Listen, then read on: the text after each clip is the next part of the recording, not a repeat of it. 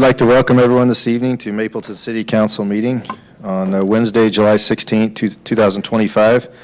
We'll begin by having an invocation by Councilman Beck and led in the Pledge of Allegiance by Councilmember Egbert. Our dear Heavenly Father, we're grateful for this evening. We have to come together as a council and staff, and we're grateful for where we live and for the matters that we're discussing tonight. Will please bless us with guidance and wisdom. We are grateful for being able to celebrate our town this week and the Pioneer Days, and please bless all those who have put so many hours into the events and activities. We're grateful for them. Please help all those who are suffering and recovering from tragedy or loss. Please be with them and their families. We love thee so very much, and we pray these things in the name of Jesus Christ. Amen. Amen. Please rise and join me in the pledge. I pledge allegiance to the flag of the United States of America and to the republic for which it stands, one nation, under God, indivisible, with liberty and justice for all. I will begin this evening with our public forum. So we have a few people signed up: Greg Wheeler, Jessica Wheeler, and Jess Christian. And you can come up at any order. So Greg, if you want to start, it'd be great. Or if you'll state your name for Camille. Greg Wheeler. I'm at 3649 South Mapleton Estates Drive. First, thanks to the city and the city council. Really appreciate what you do for the city. Most city employees that I've interacted with have been responsive and very helpful. So thanks for that. Been in the community for about 2.5, 3 years. New development that we're in, and have observed a lot of changes in the neighborhood, and also the city being able to manage those changes. What we've observed as a neighborhood is increased traffic, and then the non-obeyance to the traffic laws that have been established for the neighborhood. There's been numerous close calls, single vehicle accidents, and children that have nearly been hit by vehicles. We have noticed the police department out there from time to time. The typical traffic that is of concern is in the evening and afternoon times when typically non-Mapleton residents go up to the upper bench in the neighborhood and do recreational activities, which is great. That's why we've moved to this area. We want to enjoy that area. But there are limited controls to manage that speed. Our understanding is that there was a traffic study done 2 years ago with an average speed of 17 miles an hour. That is false data. We ask that the city reconsider that traffic study plan and for the residents to see that traffic study plan. It could have been when there wasn't developed sidewalks in the neighborhood and the recorded speed was from either pedestrians walking in the street or from cyclists. I work from home. I sit and observe the traffic. There's no way that the average speed on South Mapleton Estates Drive is 17 miles an hour. So I just ask that be reconsidered. There are some easy things that can be done by the city to start controlling that traffic. One is regular patrol by the police officers. Also additional signage. We know that signage may not decrease the speed, but there's only 2 25-mile-an-hour speed indicators signs from 1600 North up through South Mapleton Estates Drive. There's also a radar feedback signage that can be used. Our adjoining cities, Springville and Spanish Fork, have those signs. Personally, for me, when my speed is flashing and you see what that speed is that you're driving, it will tend to slow you down. There's the physical design of that neighborhood that makes it hard to control speed. There are numerous hills that are about 11% grade in there with some sharp turns. So just a couple nights ago, there was a pretty serious accident in the neighborhood. That was due to this, well, it could have been a number of factors, but it is on a slope that's 11% grade with a turn. Young drivers, some of them possibly intoxicated as well when they're doing their recreational activities. They're not familiar with the neighborhood and know these steep streets and then the turns. So we got fortunate as a neighborhood, we got fortunate as a city that there wasn't a fatality the other night. I fear, our neighbors fear that if there isn't quick measures taken, that we will have a fatality in the neighborhood. So I just ask you to consider that and make it a priority. Thank you. Thanks, Greg. Chief, I've been in communication with Chief about the accident. Blake Peterson reached out to me, also sent me a video, so that was good. I assume Blake's your neighbor or close to you. Yes, well, it's actually Kyle Thompson, I think, is the one that's been sending that. Okay, He's right across from me. gotcha, So I'm the first resident up from where that accident took place. gotcha. And I've seen a number of vehicles go Yeah. two Littles. I'm trying to make that one. Okay, and Chief's been out there, he's observed it. Obviously, you guys cited with what you'd had to at the accident. I'm happy to address the residents here that are Oh. concerned about that, either here at the podium, or we can go out and talk together through whatever you guys prefer. He planned on meeting to you guys after as well, or whoever was here to go through it. So we can do that now, or we can do it outside to get definitive. He's got actually some good ideas also that I think would be great to address it. So if that's sufficient, great. If you ever run into a problem again, feel free to call. Don't wait for a city council meeting. I don't know how Blake Peterson got my phone number, but he did, and he reached out and sent it right away, and I'm like, Small town, Dallas, I got connections. Sharon Dixon says hello. okay, thanks, Greg, appreciate it. All right, thank you. All right, I think Jessica's with Greg, right? Okay, thanks, Jessica. All right, Jess.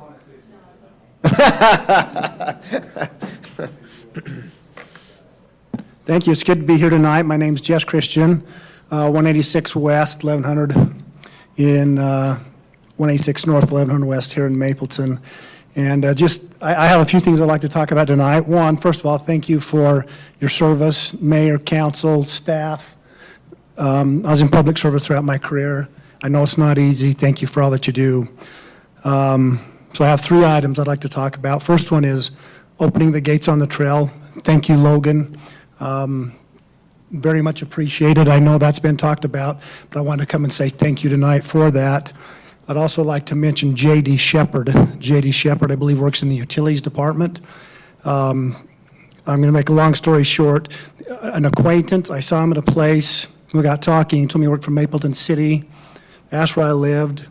I told him, I said, hey, there's subdivision across my street. There should be a stop sign. And there's another one. They put another subdivision. They haven't put the stop signs in. I said, who do I call to take care of that? He said, I'll take care of that. I'll tell my boss in the morning. The next morning, they were both up. So if there could be a shout out to JD, I'd sure appreciate that. JD's great. He's awesome. Yeah. Know the family well. Then I'd like to talk about 300 West. And I know that I'm a little bit early on this. I thought this had been approved, and I noticed there was an action item tonight. I appreciate that road going in and that being a priority. I don't want to get emotional. I know nobody wants to see an old man cry.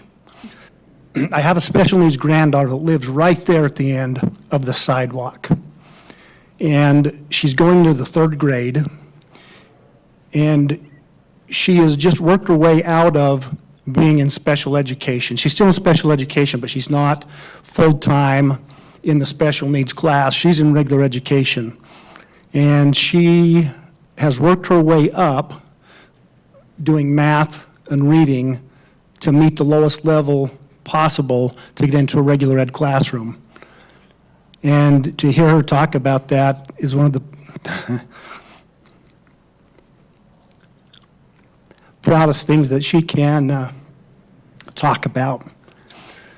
I didn't tell her parents I was coming tonight because her dad has cried numerous times about that. So the issue with 300 West for me is that all she wants to be is normal. And having that sidewalk and that road in place will make it so she doesn't have to ride the special needs bus, that she can get to school with her friends, with her brother, in a safe way on that road. I know that you're all familiar with 300 West. I know that you are familiar with the craziness when school starts, when it ends. And so, again, I came to say thank you. I thought that that was approved. I see it's an action item. The one thing that I would ask is that you expedite that. I understand school's going to start in less than a month, and I know you'll never get the job done in a month. but very much appreciative of what you do and seeing that those kinds of projects get done. I know it's a lot of money, and that money could have been spent elsewhere in the city, but thank you for making that a priority, and thank each of you for what you do for our city. Thank you. Thanks, Jess. Appreciate it.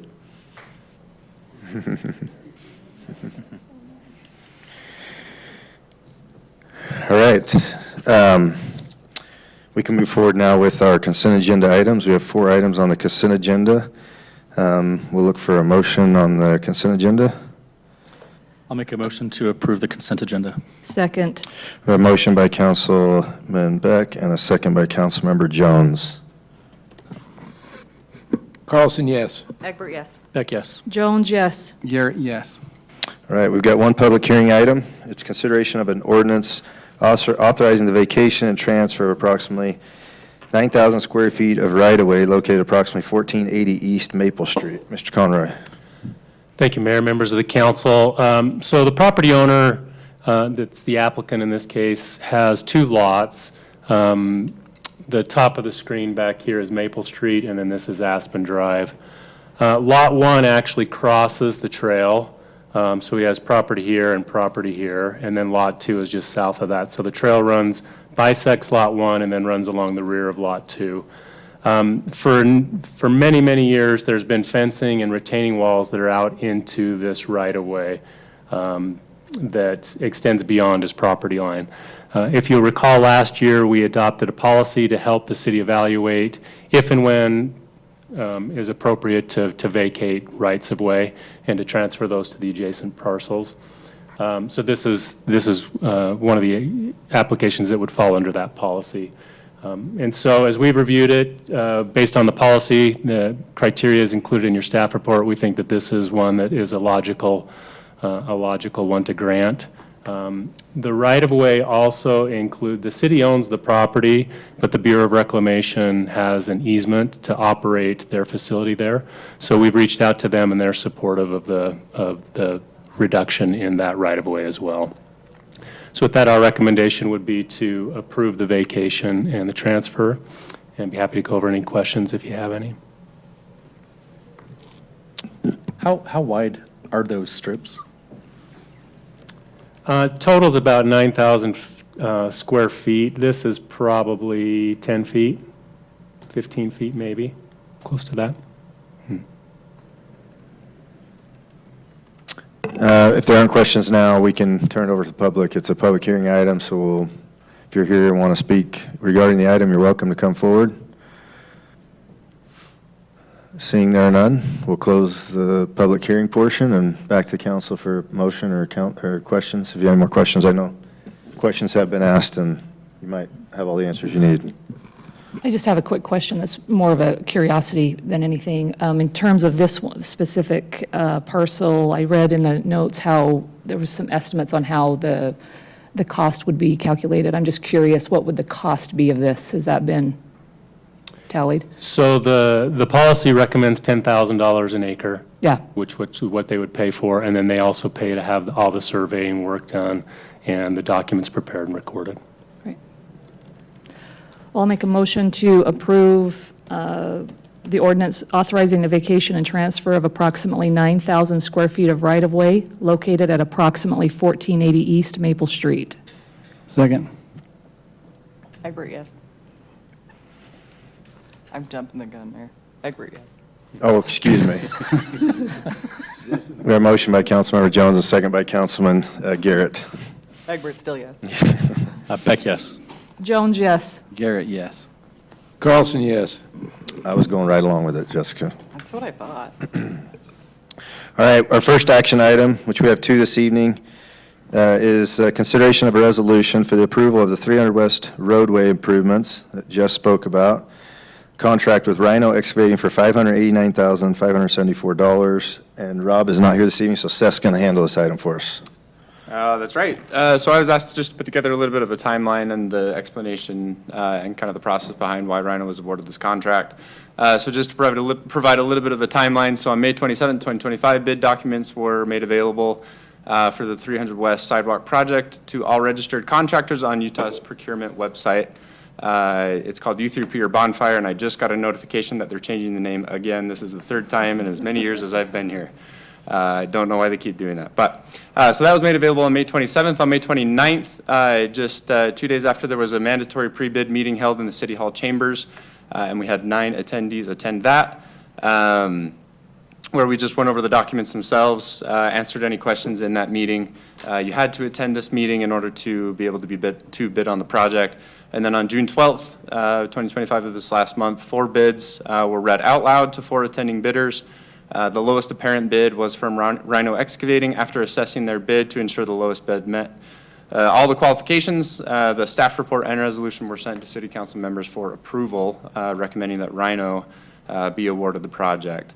It's a little bit small to read, but I summed it up at the top that 4 bids were submitted. Rhino Excavating was the lowest at $589,574. B. Hansen Construction came in at second at $647,925. Wilson came in at third, $691, and then RC Construction at $915. This is the process that we follow for all projects that have to go out to bid, out to U3P. We are required by state law to award the project to the lowest bid, assuming that they meet all the qualifications. In this case, Rhino did. And so I would move to adopt the attached resolution. Thanks, Seth.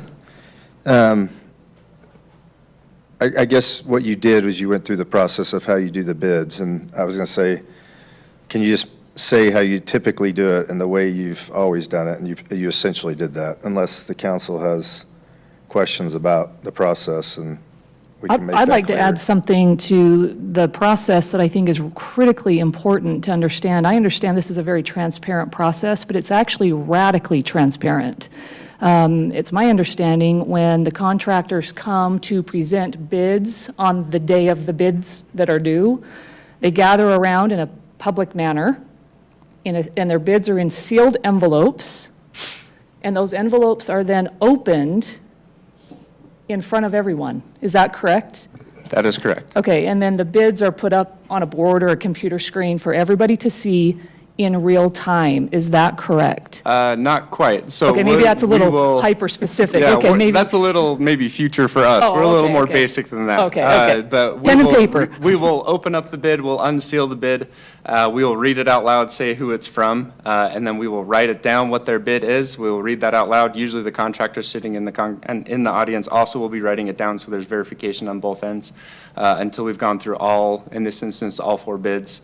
We'll read them all out loud down to the cent, and then they all know essentially leaving the bid opening meeting, essentially who the low bid is. So Would it be possible for, if my bid comes in and I'm number 4 of 4 contractors, and my bid's read last, is it at all possible for me to see that Corey submits a bid of $500,000 and I can change my bid to $450,000? Is that possible to do? not possible. Okay. Thank you. So it's a very radically transparent process, it appears to me.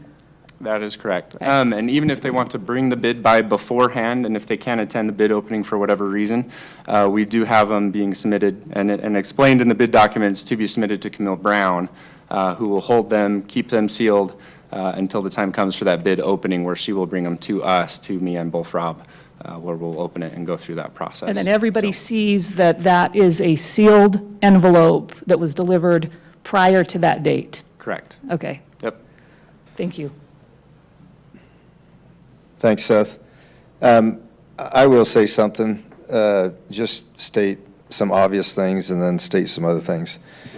Being in this position for 7 years now and giving the effort and focus and attention to, in my energy and using relationships and my own resources to better the city on behalf of the city, I've fought and given everything I've got, and I don't know how many hours it takes, and I don't know how much effort it takes. It takes a lot, but that's all. It doesn't matter. I can see how this is a critical, I don't know when this bid opening was. I can't remember the date, but somebody walked in my office and said, "Hey, we got a bid in Mapleton," or we want a bid in Mapleton. I said, "What bid did you bid a job in Mapleton?" And it was a surprise to me. I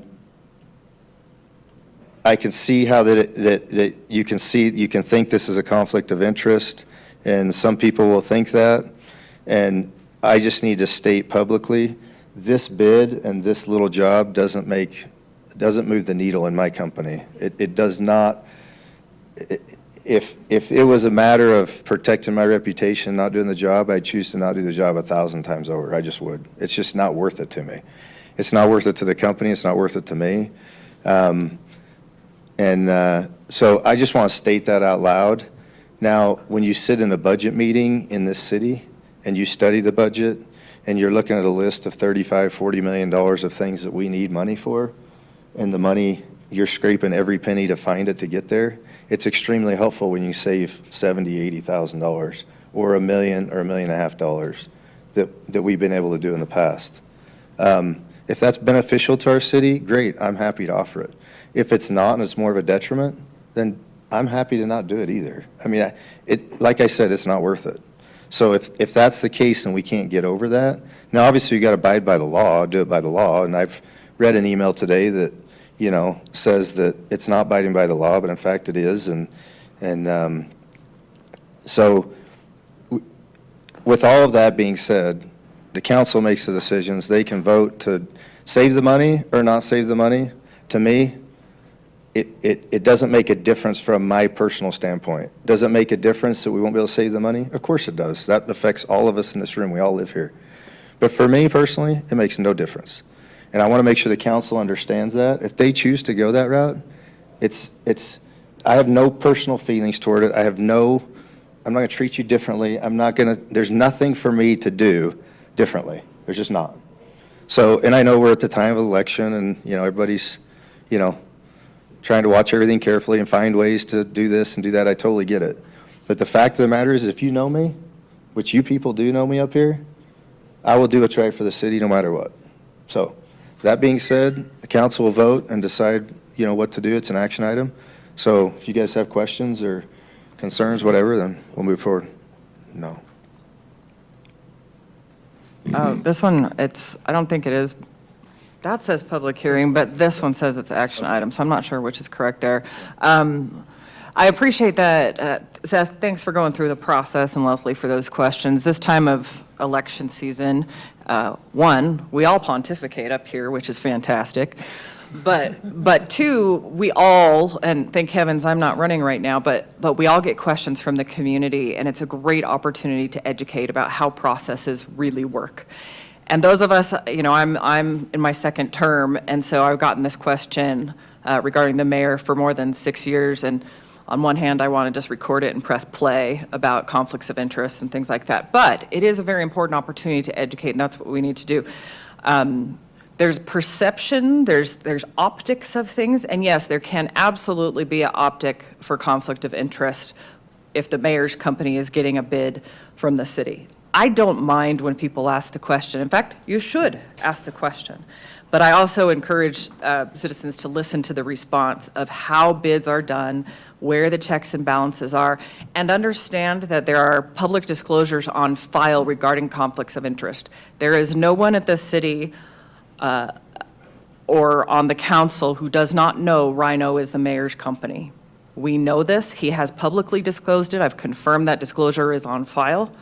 And that's what's required by law to have. So what as someone I spoke with yesterday, again, appreciate these questions so much because I really love the opportunity to get this out there and make sure citizens know how things work. All of us would function a lot easier if people understood how things work. But that the opportunity for me as a council member who is elected to steward tax dollars, by and large, that's a lot of things we do is decide where tax dollars are spent. When I see a bid and we go low bid, and if that low bid is a benefit to the city and my job is to steward tax dollars, and it's been publicly disclosed who the company is, I have not experienced undue pressure from the mayor to select his company. In fact, he didn't even know about this one existing until we got the bid. Then my ethics compel me to spend tax dollars wisely. and that's the low bid. Now, if you looked at all of the information for tonight's meeting, you would see Rhino Excavation lost a $1.2 million bid because they were not the low bid. So I want to make sure everyone is really clear in the room that it works both ways, transparency both ways. They didn't get a bid. Likely he didn't even know they bid on that one too. He has many business interests, most of which have benefited this city greatly, but I have not experienced undue pressure. The conflict of interest is disclosed. We have ethical considerations, and we have considerations for the wise use of stewardship of tax dollars. So, as much as I'd love to play that for all the citizenry, I appreciate everyone coming here. Many of you are in the position of running for office right now. I encourage you to look into that. Please do speak with staff about how those bid selection works. You're going to see most of those with public works and parks and rec. They come in big numbers. So that's my pontificating for the night because I'm a little fatigued with the question, but it is what it is. I don't know if this is a public hearing or not because we have conflicting information. We have it on action item here. That's right. Yeah, it's an action item. Okay. Any other comments or? On that pontification, I'll make a motion to approve. Hold on. Oh, I wait, do have Darren's something, I do have something I want to say. Okay. Unless you want to go first. Go ahead.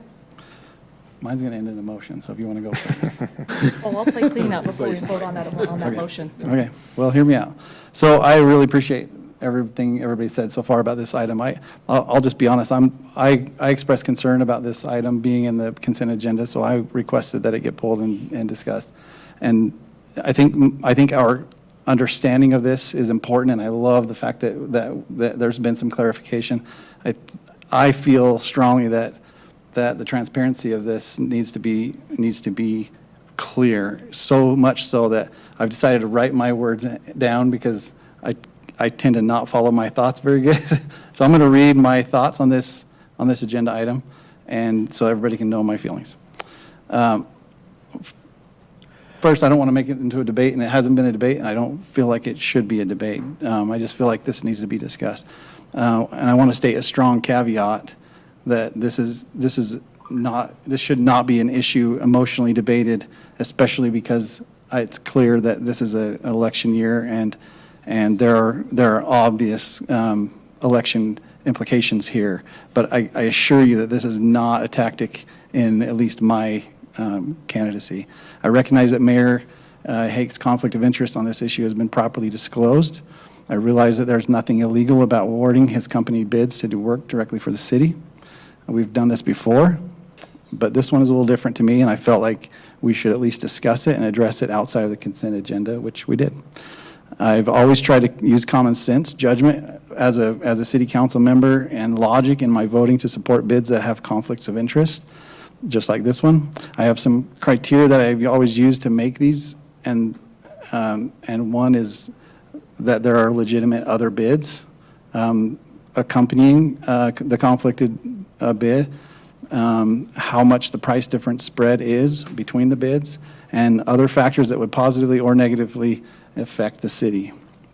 In this case, there were 3 other companies who bid a different bid, and the difference between Rhino's bid and the highest next bid was, I think, $56,000, something like that. I want to make it clear for the public as an educational opportunity and for clarity and for transparency. While awarding the mayor's company bids is not illegal, there are a lot of citizens in this town who feel, including myself, that it's just uncomfortable, especially if there are other options. All I want to do is put it on record that we have considered other options and that we recognize the conflict of interest and that we are not trying to hide this agenda item away in the consent agenda. Now I said that there are a lot of citizens who are not comfortable with the situation, including myself. However, I want to make it clear that just because I'm not comfortable with something doesn't mean it's not the right decision for the city. And that, to me, is the only reason I'm up here, because I was elected to represent people to do what's best for Mapleton City. Not what's best for me, not what's best for them, but what's best for the entire city. In this case, I believe that $60,000 is significant. That's about what I take home in my paycheck and my family lives on. That's a lot of money. The other 3 bids were seriously considered. I've vetted that. Therefore, I would like to make a motion that we approve the resolution for the approval of 300 West Roadway Improvements Contract to Rhino Excavation for $589,574. Before we make a motion on that, I'd like to make a few comments as well. Thanks, Theron. Go ahead, Liz. Yeah, I am still perplexed as to why this was pulled out of the consent agenda. Three of us have been on this council for 6 years, and to my knowledge, there has not ever been one, well, there have been items pulled out for a variety of reasons, but not one of these bid awards, as I can recollect. So I'm still perplexed to that fact, but that is a conversation for another day or a political stump speech. But nevertheless, thank you for going into detail, Seth, on the process. I think that's very helpful. I think this is a dangerous precedent to set, to pull bids out when there's no, it's not out of the norm. This bid is not out of the norm. The process is not out of the norm. I appreciate the fact that we have, well, before I state that, I'm going to ask the council, does anybody have any concerns about the manner in which our staff is following the process laid out by the state? Is there any concern? Aaron, is there any concern that we should be aware of, that our staff may or may not be following the state process? No, absolutely not. Okay. Nope. Okay, great. Is there, I don't have any either. I work with Public Works, but I don't have any either. I think they're doing a good job great, following the rules. wonderful. Thank you. I don't either. That's wonderful to hear. Again, I find it very perplexing. I think that this is a dangerous precedent. I am voting in favor of this and believe that it should remain in the consent agenda like we have done for 6 years. And if anyone is considering voting against it, I would remind you that that also is a vote to encourage a vote to cost our fellow neighbors and taxpayers more money for these projects. And it's also a vote of no confidence with our staff. And so I feel very strongly that bringing this out of the consent agenda item, it's a very transparent process. And I think we as council members, of course we can talk about it. Even if it's in the consent agenda, let's take a minute to talk about it in the meeting. That's perfectly fine. We can talk about it with our neighbors. That's our job. That's our job as council members, to talk to people and have hard conversations about it. So if you want to make the motion again, I will gladly second it. So I'll just say something real quick. Theron, I appreciate your support. Theron and I are extremely friendly. We talk often, and we agree 99.9% of the time. agree with And that. so thank you, and thanks for your transparency. One thing you did say that I just want to make clear, because it is a good item for the council, and I'm sure that Theron didn't mean this, and he just said, instead of have it hidden in the consent agenda, pull it Right. out. Yeah. So I want to make it clear, the consent agenda is not a place to hide something. It's simply a place to be able to have all the information there. It's something that the council has gone to staff with. They've asked all the questions they're comfortable with. It's something we've either done in the past, seen in the past. They've answered all the questions, and it's an opportunity to be more efficient. That's what it is. And so I'm sure you didn't mean that. Well, what I meant was to clarify that, because there's been talk and accusations that things have been hidden in the Oh. consent agenda. I was just making it clear that that's not what we were doing. And Yeah. I just wanted to make sure that it was publicly known that this is an agenda item that we have talked about, and make it public, that everything's been disclosed and done right. Yeah, so anytime it's in the consent agenda, I'll state the obvious. It doesn't mean you can't bring it out and ask the questions. We've done it in the past. You can do it anytime. If we get into a deep discussion about an item there, in the meeting, we can pull it from the consent agenda, move it, continue it. We can do whatever, from that standpoint, to make sure it's clear. So I just want to make sure, I'm sure you didn't mean it that way, but if somebody took it that way, that's not what it's for. Is that fair enough? Yeah. Okay. I'd like to bring it back to a happy note. For Jess's comment, that's the coolest comment I've heard of the last 4 years, so Yeah, same. thanks for that. And I know this has been a project that's been really important to me and to all of us for several years, and so really, really happy that it's sounding like this will move forward. I have a child that goes to that school, and perhaps that's a conflict of interest, but I'm very supportive of getting the sidewalk done. We'll just lighten that up a little bit. My kid goes there, what do you do? And it's not super often we get somebody that comes to the pulpit and Says just nice- has nice thank things. yous and Yeah. Exactly. without something to pigtail with, so thank you. Yep. Appreciate that. I think we've got the motion. I was not very far from where you are at your staff. I was staff Alpine School District, sat in the many school board meetings. Thank you. Thank you. Appreciate it. Thanks, Jess. Mayor, you've got a motion Well, officially. yep, we have a motion by Councilman Garrett and a second by Councilmember Jones. Correct. Beck, yes. Jones, yes. Garrett, yes. Carlson, yes. Egbert, yes. All right, our last item, or excuse me, not last item, we have a discussion item. Our last action item is consideration of an ordinance amending Mapleton City Code Title 18 regarding standards for residential accessory buildings. Mr. Conroy, Yeah, thank you, round Mayor. number 10. Yeah, we've had a few on this one. So, as you recall, the Planning Commission reviewed some changes to the accessory building standards, made recommendations to the council. The council held a public hearing. We closed the public hearing, continued the item, had a discussion item, and now we're bringing it back for final adoption. So we've made some tweaks based on all of those discussions, and so what's being proposed now is for accessory buildings in residential zones that the max rear yard coverage would be reduced from 30% to 20%, that buildings less than 15 feet tall could be as close as 3 feet to the side and rear. That's not changing from the existing standards. That if they're 15 to 24 feet in height, they must have at least a 10-foot side and a rear yard setback. And then for every 1 additional foot of height, the rear setback would be increased 2 feet for those accessory buildings. We did include the exceptions that were recommended by the council, that if their rear yard abuts a commercial or industrial parcel, that it would not apply, that they wouldn't have to go beyond that 10-foot setback. We did include some maximum building height standards based on lot size, and did include some standards. There was some concerns about metal buildings. That was kind of one of the primary reasons this came to the council. So we've included some standards that would require on these larger metal buildings that they have cladding, siding other than metal for 30% of the exterior walls. So with those changes we've made, we're recommending approval of the proposed amendments. Thanks, Sean. Some of these are in the existing code, like the building is less than 15 feet, the highest point can be within 3 feet. Yeah. Or 3 feet minimum. And then 10 feet, on the 15-foot or higher. Right? Yep.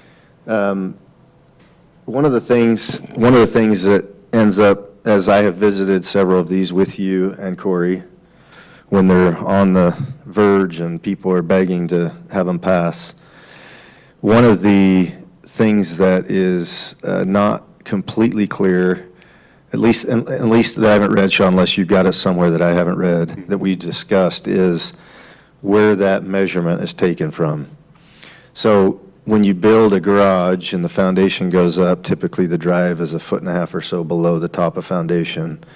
And so are we measuring from the grade at the foundation, or are we measuring at the grade back a curb in the front of the home? Yeah. Where are we measuring to determine the height? Are we measuring at the bottom of a fence next to the side yard, or if there's no fence, standard grade?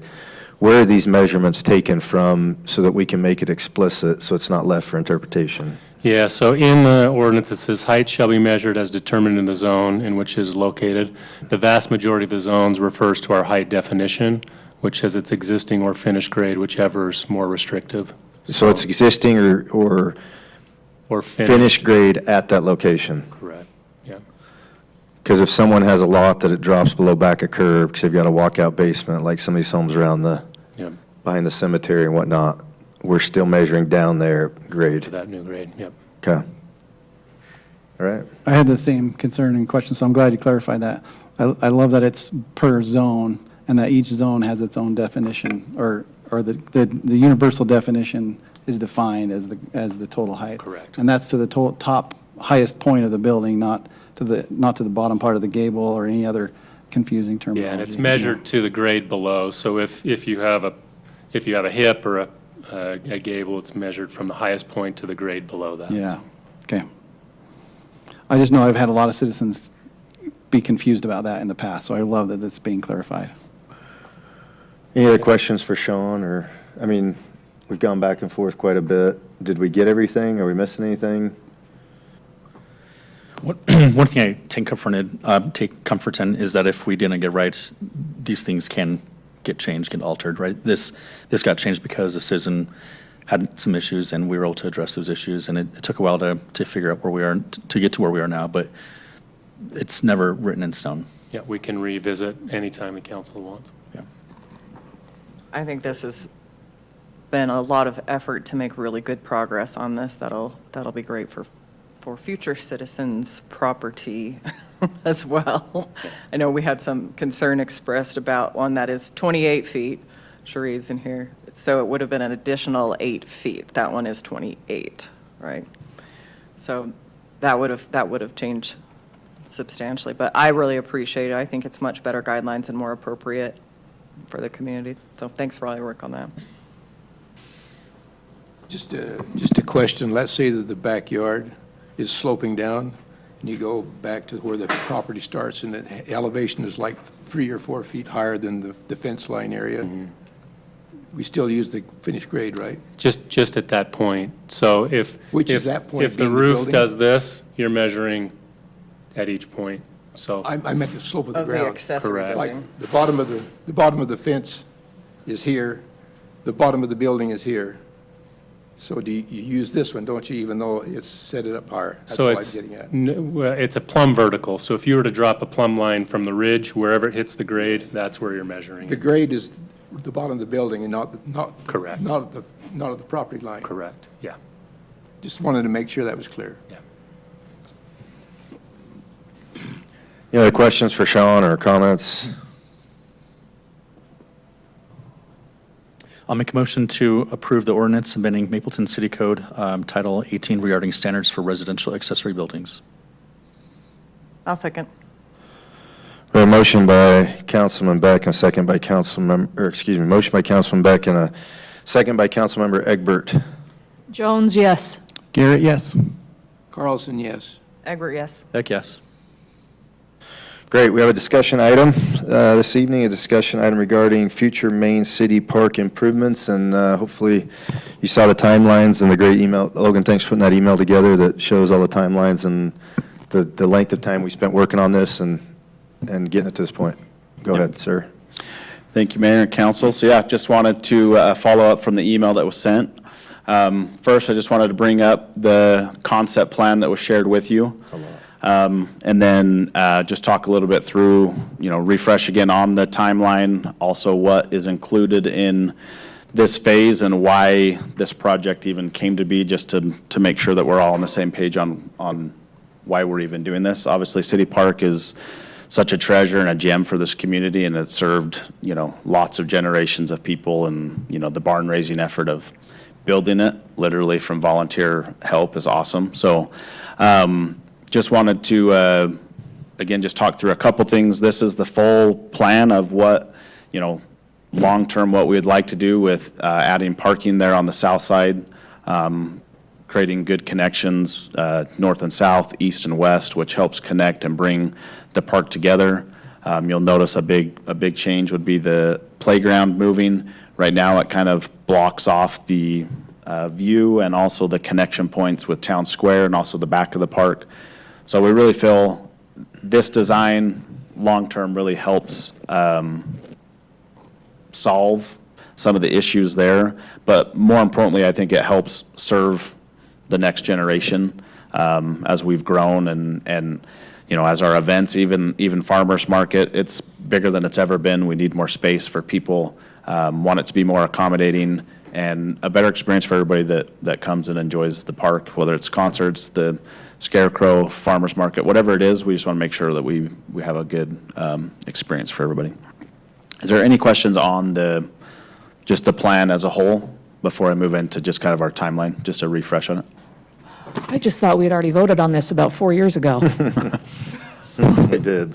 It's been a lengthy one, so I just put the timeline back up. This was what was sent to you guys all, but just to refresh, February 23 is when we first brought the concept plan of just kind of, why we wanted to do what we did. From there, we just kind of started chipping away. The council at the time gave recommendation to maybe get some more public feedback. So we formed a committee, had a survey, had about 270 respondents to that survey, asking questions on what they'd like to see in City Park, why they like City Park, what their core values and memories of City Park are. We then took that to then help finalize the concept plan. In our retreat in February 2024 is when we brought a couple different concept plans for you to review. And at that point, that's when council gave direction on the one that was the preferred one. From there, went back to the committee, make sure that there was met on-site there at the park, asked any other clarifying questions. And then July 2024 is when 1.5 was actually approved for phase 1 of the construction. We went through all of 2024 into 2025 finalizing design, and so we never officially got to the construction standpoint. So January of this year is when we officially awarded the bid to Blue Line to finalize design, which was taking the concept that we have and putting that into CDs so that we can go out to bid. And then in June of this year, in fiscal year 26 budget, 1.5 was approved for phase 1. So that's just, again, a refresh on the timeline. And then in phase 1, just to make sure everybody understands, a new gazebo, new bathroom, new sand volleyball pit, new backstops and fencings around the baseball field, new restroom, updated infrastructure for the electrical and irrigation, increased landscape and updated landscape buffering around the perimeters of the park, and then those key walking paths, providing better connection and circulation. So that's what's included in phase 1. We did go out to bid. We had 10 contractors that submitted on this bid. We followed the exact same process that Seth did a good job of explaining. We had 10 contractors submit. Our low bid was Visco LLC for $1.615226. We also have in our contract that we would be buying the gazebo as a government agency. We get a little bit better pricing through state contract. So we would be purchasing the gazebo independently. Contractor would be installing it. So we estimate that the phase 1 cost would be 1.715. And then the last thing I just want to talk on is just the schedule of it. We're kind of at a integral part of this. Obviously, we've got concerts and the market that's going on right now. We want to be very, respectful to that. I want to make sure it's still a good experience for community members that show up and attend those. We also have lights on that is dependent on having electricity in the park. And so I got to have it done prior to really the end of November because we got to have time to wrap the trees and all that kind of stuff. So the plan, again, wanted to bring this as a discussion, just make sure there wasn't any more questions or concerns, and then we would bring this back in August for approval for the contract so we could start phase 1. Knowing that, again, budget was 1.5 and it came in about 1.71. So with that, any questions? Thanks, Logan. Just a quick question. On the current plan, are there any large trees that are going to be removed? So in the contract, we actually have a line item for tree preservation, where that was specifically identified that we want to try to preserve as many of the trees as we possibly can. So that's actually a specific line item in the budget to help with added time and effort to preserve them. So now, obviously, construction is construction, and we can't control all of the variables, but I do feel like we put controls in place to help that, because that is we learned that in the survey. People love the trees, and obviously, we all love those trees, so. Are you aware of any right now, Logan, that will be removed for sure? No, not necessarily.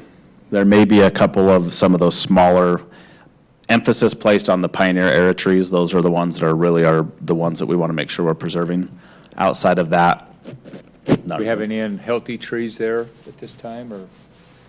There's a couple that could use a little bit of love, but all in all, they're all in pretty good shape. I think So once the final concept comes back and they get it done, we can dictate if they think they have to remove a tree, we can discuss that and figure it out if it's reasonable or not. Yeah, and we also discussed a couple years ago, the council wanted to see if we took a tree, we planted 2 in its place. I'm happy to report every time I've removed a tree, 2 have gone in its place. So yes, it may not be as big and have as much shade, but those didn't when they were planted, and now they are. So we would be very intentional on trying to help that, so. I I think just when we expand the south parking lots, we'll be taking out a few trees, but those aren't the Pioneer era trees like you're saying. Correct. Yeah, and that would be in a further phase, so. Well, I keep waiting for this to be an action item so we can vote on this. I guess my perplexity continues. I'm ready to vote on this, but I know this is a discussion item, unless I saw it as an action item somewhere. Did I make that up? No, it's discussion. Okay. So, Okay.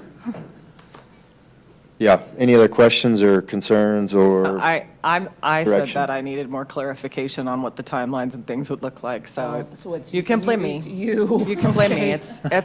It's fine. Because this question will come up, the gazebo. We're anticipating a little bit of a Noel sign situation, right? Sure. You want to think go that's a ahead safe and put it on assumption. the record? No. So as far as what the plan is? Yeah. Or, yeah, so, I mean, the plan, I feel like we have a great professional, came down, took pictures, has 3D renderings of the current gazebo. The gazebo that would be coming, when I look at it, looks like an exact replica, except for safe and ADA accessible, which I think is a good, It's not good going things. to electrocute And anyone. electrically insulated, yeah. And electrically insulated, Logan, and it acoustically friendly. seemed like that committee you had was supportive of that as well.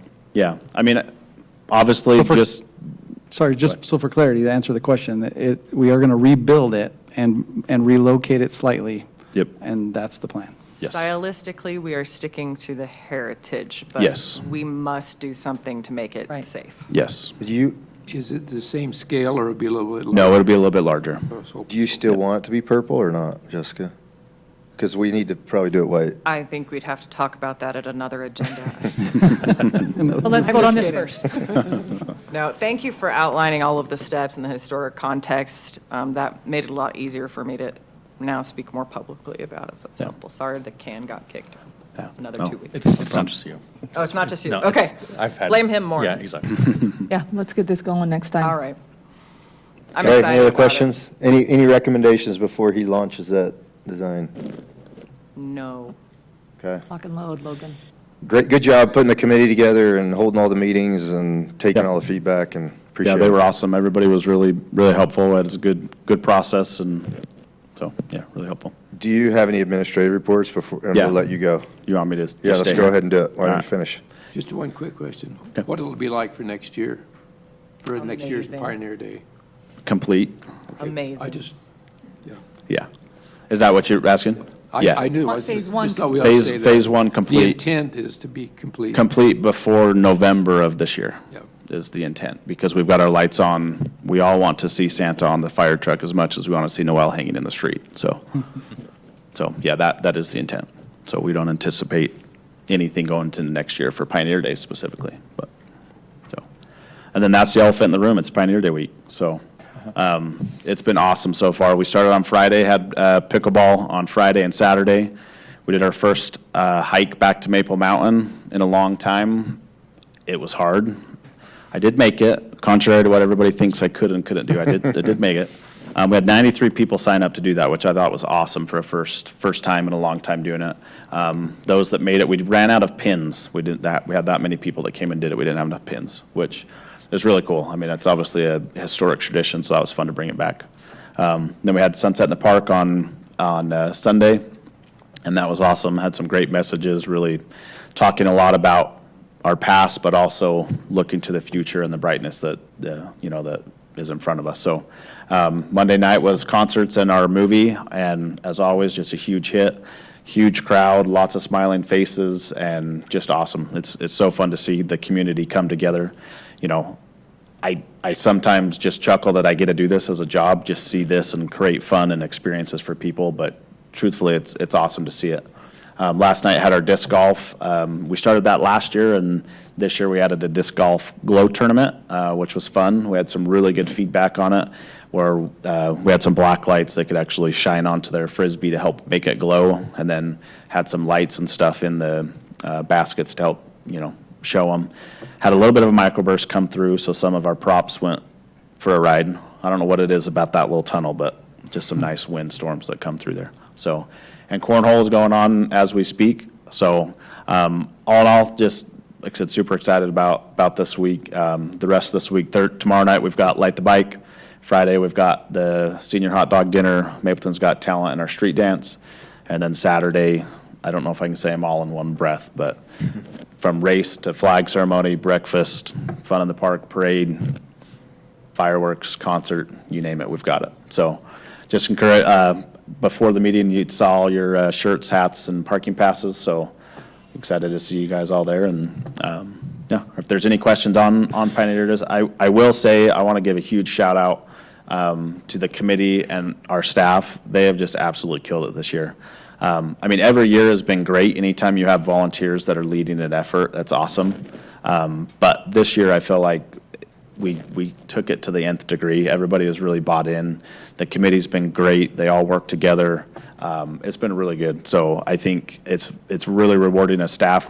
That's kind of what we were looking for is a community-led effort for our community celebration, and I think we've hit a grand slam at this point. So I just want to state on the record, thank you to all of our staff and volunteers, committee, everybody that's made it a possibility. It's awesome. So Logan, thanks for all your efforts and all the new ideas and putting the staff together for a volunteer standpoint. And truly, you know, we can ask people to volunteer, but if they don't get to volunteer and work with someone that's kind and has a passion for it and does it right, it's not very fun. So it's hard to continue to get volunteers.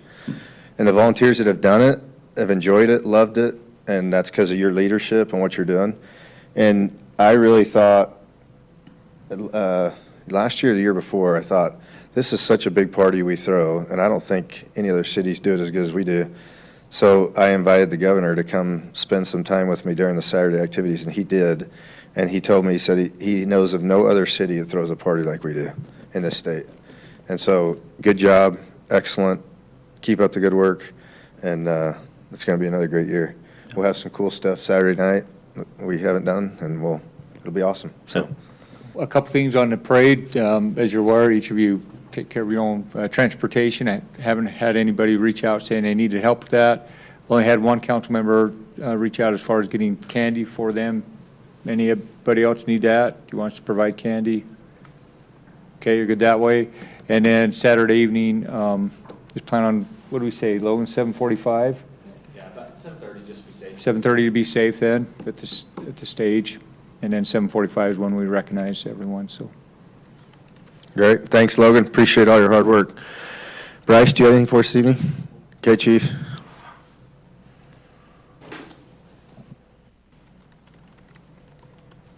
Well, first, Logan's 100% right. Working on a committee that's a team is a blast. This committee we have this year for Pioneer Days is absolutely amazing. I mean, they pick on me a little bit, and I have to stick up for myself a little bit, but that's why it's fun. It's been fun. We've had a good time at these events. So, a couple things public safety-wise for Pioneer Day. You'll start to see road closures come in, or road alterations. They're not closed, but road changing Friday. You'll start to see the setup Friday. It'll go into effect Saturday. If you want the times that roads are going to be closed, you all got your instant action plan in front of you. I know you haven't had a chance to look at it yet, but if you would do me a favor and glance through that before Friday and Saturday, that'll give you a good idea of what roads are going to be closed or altered and the times that that's going to take place, in case you get asked that question. A couple things that, if you're available and are around, that I would love to see you have a hand in is, one thing that we struggle with a little bit is on the ping pong ball drop. The older two groups aren't bad. It's not bad. They're a little bit older kids, and they can find their parents pretty easy. But that young group is all out chaos. So the more eyes and the more hands that are in there to help reunite kids, if you're just looking for something to do about that time, would love to see you in there and help with that. We have MYCC that helps. We'll have all of our officers in there that are available in there. So there are plenty of people, so don't feel obligated. But if you're looking for something, that's What time is that at, Logan? The ping pong ball drop starts at 6:30. So, and which group's first? Do you remember off the top of your head? Is it the young group first or the older group? So it'll be the third pass through there that is somewhat chaos. Again, you'll start seeing barricades go out on roads Friday morning. Even Corey's going to throw a few barricades this year with the crew. So he's going to be wearing a cut-off sleeve shirt and Can't wait. yeah, so those will start Friday morning, and they'll be off the side of the road and then start popping up Saturday. From the fire department, still concerned about how dry it is, and if you drive through town, there are some fields that still have some pretty tall, dry, dead weeds in there. We haven't seen a drop of rain in a couple months, so still pretty nervous about that. But the grass fires that they've had over the last few weeks, they've got on them quick, knocked them down pretty good. So want to say thanks to those guys for getting out there on those and knocking those down. Any Pioneer Day questions or any concerns you have public safety-wise? Okay, you all got a book? Yes, sir. Okay, rock and roll, it's going to be a blast. Get up to work. Thanks, Chief, appreciate it. All right, Sean?